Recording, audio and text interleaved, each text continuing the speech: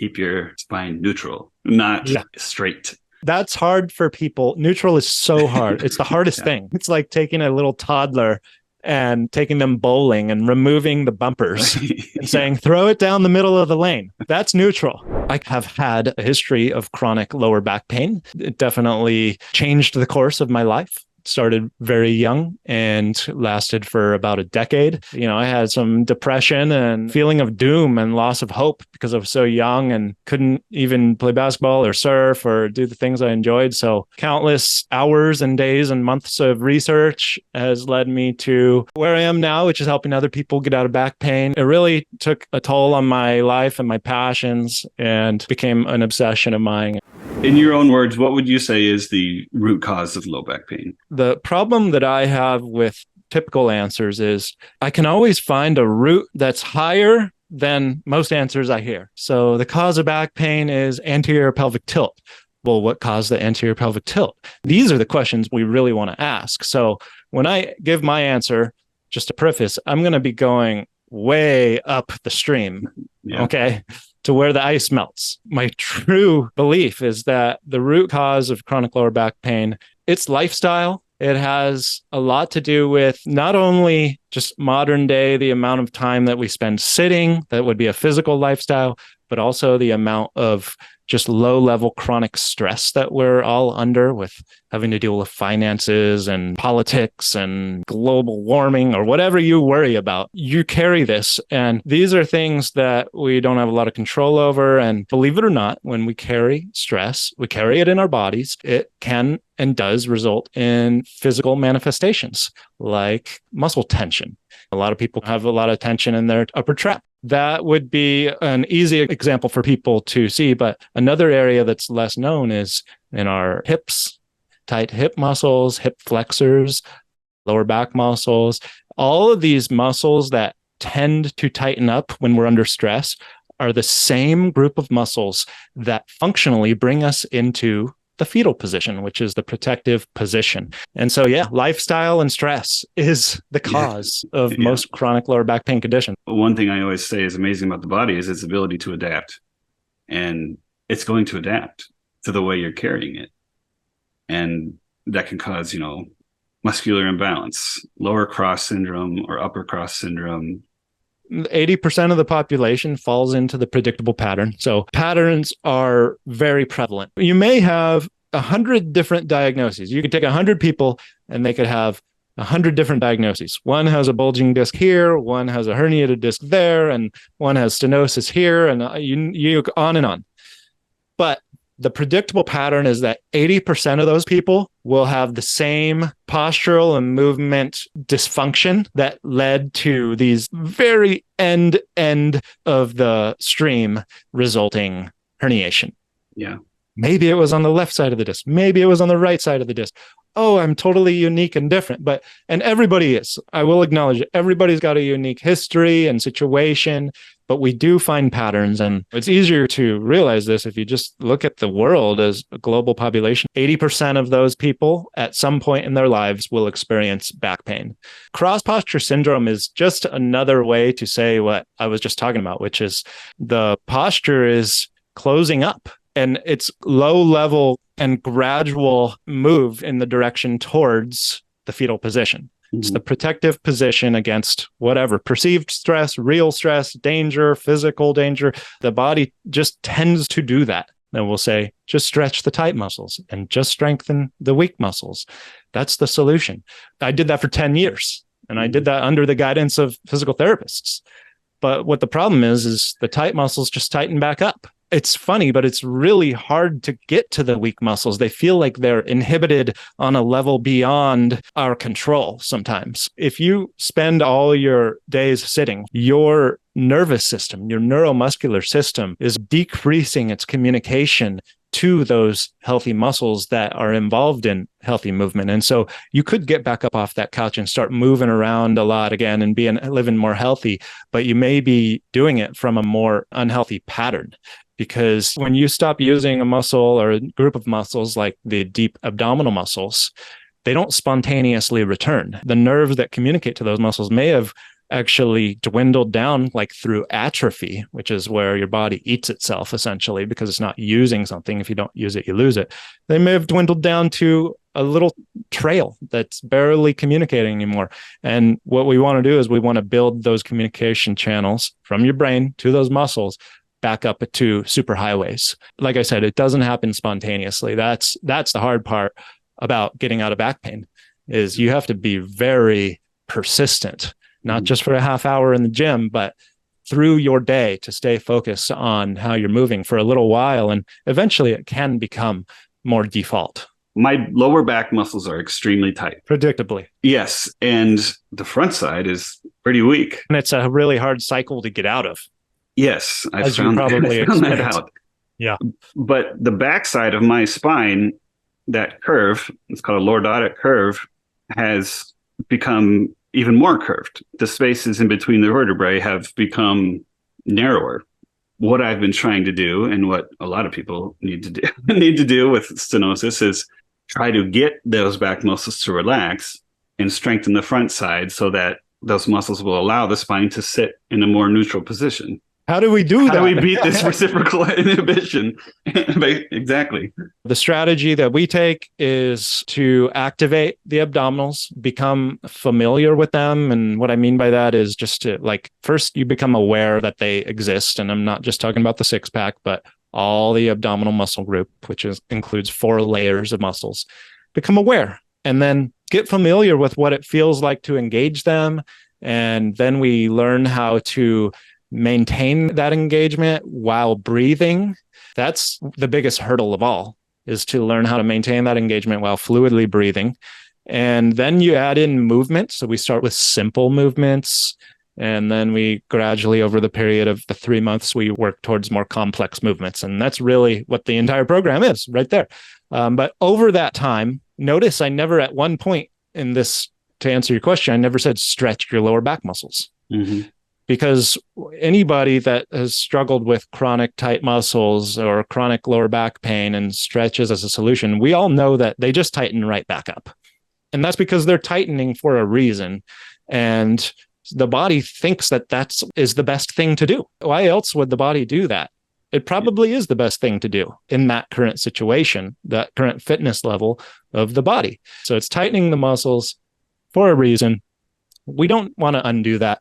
What we want to do is we want to get underneath the problem or more towards the root of the problem and say, why is it tightening? Probably because the spine doesn't have enough support. So let's provide the spine with more support through those other muscles on the other 270 degrees of the spine, right? The sides and the front. Mm-hmm. And what tends to happen magically is that those lower back muscles just start to let go gradually as they feel safe to let go. And they feel that the spine is more supported, so they don't need to do extra work or compensate for some other muscles that are not doing their job. One thing I noticed on your program is you modeled it after movements of a baby. Yeah, we model after not just like a kid squatting. We walk it back way, way earlier to infant development of the core. And that's because the core is the first thing that develops of an infant. It's before the arms and legs. It's before the neck. They get a really strong core, and they can hold their legs up in the air. Their legs aren't even strong yet, but they have such a strong core. They can hold their legs up in the air, and they could be on their back or their belly. And it's incredible. You can just touch their abdominal muscles, and they're very firm. Everyone that had a normal development, childhood development, had a healthy, strong core connection, because a healthy 4-year-old child will have perfect posture and movement. They are the picture of a healthy movement pattern. And it's as we get older, through lifestyle and stress, and we just start to lose connections to these muscles, and we start to move in weird ways, aberrant movement patterns, compensatory patterns. We get injuries, we get traumas, and they are scars, and they stay with us. And so the goal is to reset our neuromuscular system to the way that we once knew how to move, and we just didn't even really know it. Yeah, I think that's awesome. You're saying we all need to have tummy time.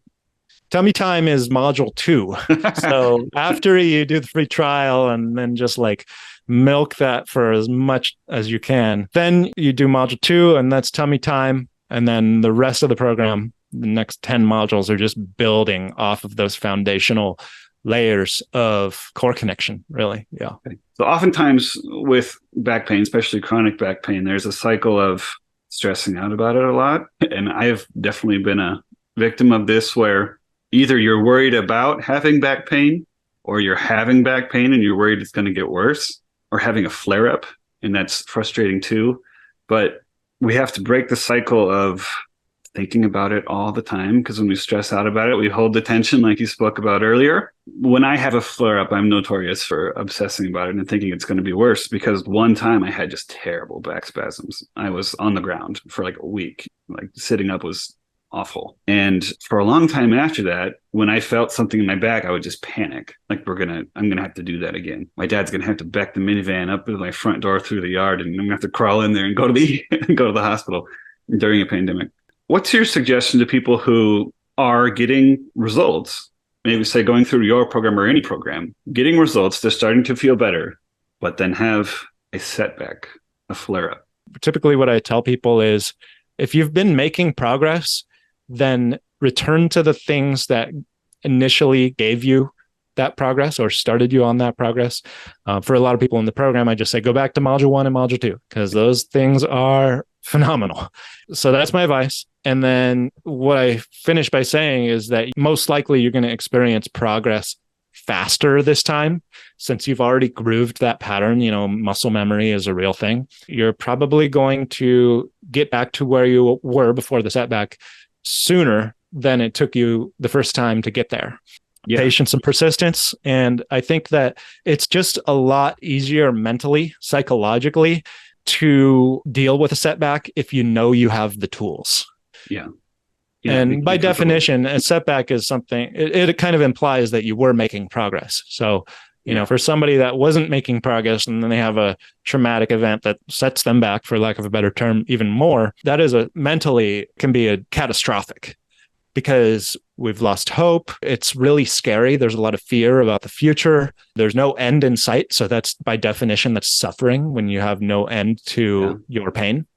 We're suffering and we have anxiety, we have fear, and that's really tough. And for those people, I think you just got to start by educating yourself. And that's my top of the mountain, the beginning of the stream answer to what's the solution to back pain. It's actually education. Mm-hmm. Because if you're still going to other people looking for someone to heal you or to fix you, you're about as far away as you can get, in my opinion, from healing yourself. You're going to have to run the full gamut of every solution until you can change your mind and say, oh, I am the solution. I'm the only one that can move my body in a healthier way. And the way I start doing that is first by educating myself about the problem and how to fix the problem. And really that's what the goal of the program was, is just to provide an educational platform. If you're having a flare up and you're in pain, to remember that you have that knowledge. Yeah. And don't catastrophize, say this is going to be the absolute worst again. And say, I'm okay. I learned these things. My pain's going to subside and I'm going to keep going. Right. And catastrophizing is a huge thing for not just back pain, but the mental side of any stress. Oh, yeah. If you always think about the worst thing that's going to happen, you're going to be more tense, and you're probably going to start going down that road more so than get better. Right. I'm a firm believer in that, and it contributes to the cycle. It's also self-fulfilling, because like for me, when in the past, when I've catastrophized my back problem, what I've done is I go online and I start researching like back surgery and disc replacement and all that stuff. And I found that it is self-fulfilling.